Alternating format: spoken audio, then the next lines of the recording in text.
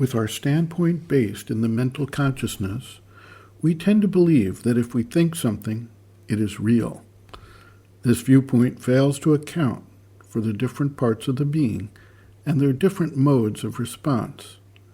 For example, we may hold a mental conception to not fear something, and yet, when confronted with it, despite the mind's best efforts, we find our vital being reacting with fear, and we feel palpitations or weakness in the body itself, symptoms of a visceral fear that we are experiencing despite the mind's effort to overcome the fear.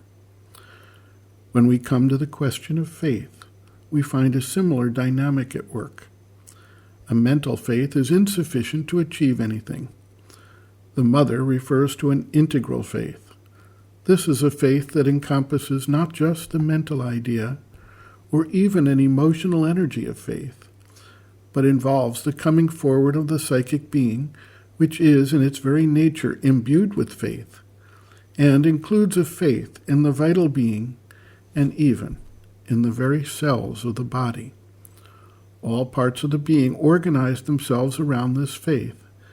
The issue then turns on how to expand upon or transform the mental conception of faith into something that even the body accepts and realizes at the cellular level.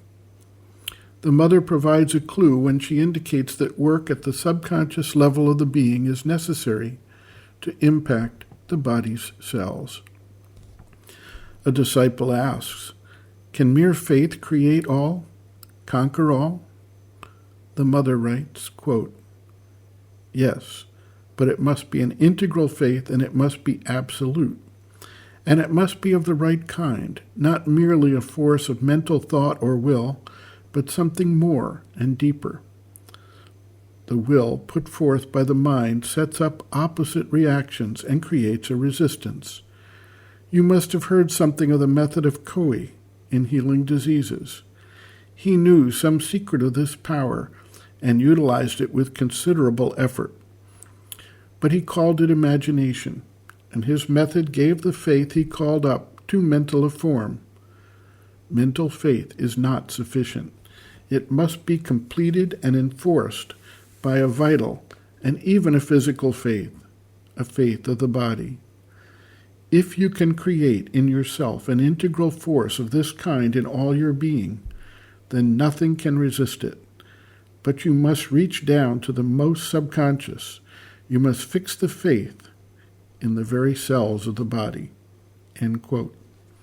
Reference, Sri Aurobindo and the Mother, Powers Within, Chapter 6, Faith, pages 56 to 57.